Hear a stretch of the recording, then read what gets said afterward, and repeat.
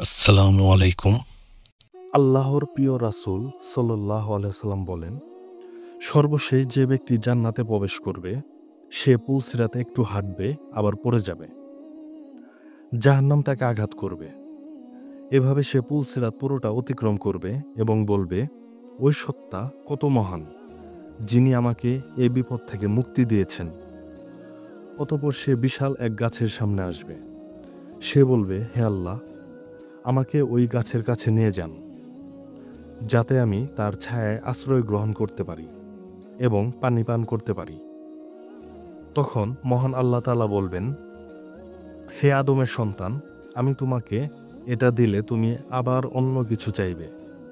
তখন সে বলবে, হে আল্লাহ, এমন হবে না।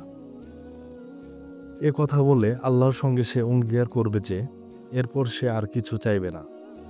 অতঃপর আল্লাহ তাআলা তাকে গাছের কাছে নিয়ে যাবেন। তখন সে গাছের ছায়ায় দাঁড়াবে এবং পানি পান করবে। কিন্তু কিছুক্ষণ পর সে আগের চেয়ে আরো সুন্দর একটি গাছ দেখতে পাবে। তখন সে বলবে, হে আল্লাহ, আমাকে ওই গাছের কাছে নিয়ে যান, যাতে আমি এর ছায়ায় আশ্রয় নিতে পারি এবং পানি পান করতে পারি।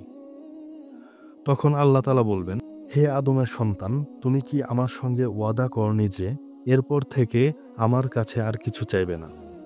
অতঃপর আল্লাহ তাআলা বলবেন, তোমাকে ওই গাছের কাছে নিয়ে গেলে আবার অন্য কিছু চাইবে। কিন্তু সে আর কিছু চাইবে না বলে আল্লাহর সঙ্গে অঙ্গীকার করবে। তখন আল্লাহ তাকে সেই গাছের নিকট পৌঁছে দেবেন। কিছুক্ষণ পর সে জান্নাতের দরজার কাছে আগের দুটি গাছের চেয়ে আরো সুন্দর একটি গাছ দেখতে পাবে। তখন সে বলবে, হে আল্লাহ, আমাকে এই গাছের কাছে নিয়ে যান, যাতে আমি এর ছায়ায় আশ্রয় গ্রহণ করতে পারি এবং পানি পান করতে পারি।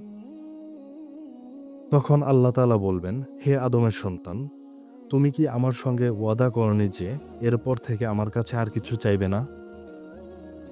সে বলবে, হ্যাঁ হে রব, এটাই শেষ, এরপর আর কোনো কিছু চাইব না। এই বলে আল্লাহর সঙ্গে সে অঙ্গীকার করবে। আল্লাহ তাআলা বান্দার প্রার্থনা কবুল করে তাকে গাছের কাছে পৌঁছে দেবেন। জান্নাতের দরজার কাছে আসার পর সে জান্নাতবাসীর আওয়াজ শুনতে পাবে। তখন সে বলবে, হে রব, আমাকে এখানে প্রবেশ করিয়ে দিন। তখন আল্লাহ তাআলা বলবেন, যাও, জান্নাতে প্রবেশ করো। সে বলবে, এখানে আমি কিভাবে থাকব? মানুষ তো সব স্থান দখল করে আছে। তখন আল্লাহ তাআলা বলবেন, হে আদমের সন্তান, তোমাকে কি দিলে তুমি সন্তুষ্ট হবে? দুনিয়ার কোনো বাদশার মতো হলে তুমি সন্তুষ্ট হবে? সে বলবে, হ্যাঁ হে রব, আমি সন্তুষ্ট হব। তখন আল্লাহ তাআলা বলবেন, তোমাকে এর চেয়ে বেশি, এর চেয়ে বেশি, এরও চেয়ে বেশি, এর চেয়ে বেশি দিলাম। পঞ্চমবারে সে বলে উঠবে, হে রব, আমি সন্তুষ্ট। আল্লাহ তাআলা বলবেন, এগুলোর সঙ্গে তোমাকে আরও 10 গুণ বাড়িয়ে দিলাম। তোমার চোখ ও মনের সব কামনা বাসনা পূরণ করো। অন্য বর্ণনায় পাওয়া যায়, রাসূল সাল্লাল্লাহু আলাইহি সাল্লাম বলেন, আল্লাহ তাআলা বলবেন, তুমি যে পরিমাণ ইচ্ছা করেছ তা এবং দুনিয়ার 10 গুণ জায়গা তোমাকে দেয়া হলো।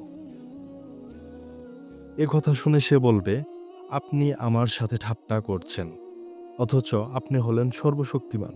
বর্ণনাকারী ইবনে মাসউদ রাদিয়াল্লাহু আনহু বলেন, এ সময় আমি রাসূলুল্লাহ সাল্লাল্লাহু আলাইহি সাল্লামকে এমনভাবে হাসতে দেখেছি যে তার মাড়ির দাঁত পর্যন্ত প্রকাশ হয়ে পড়েছে। সুবহানাল্লাহ।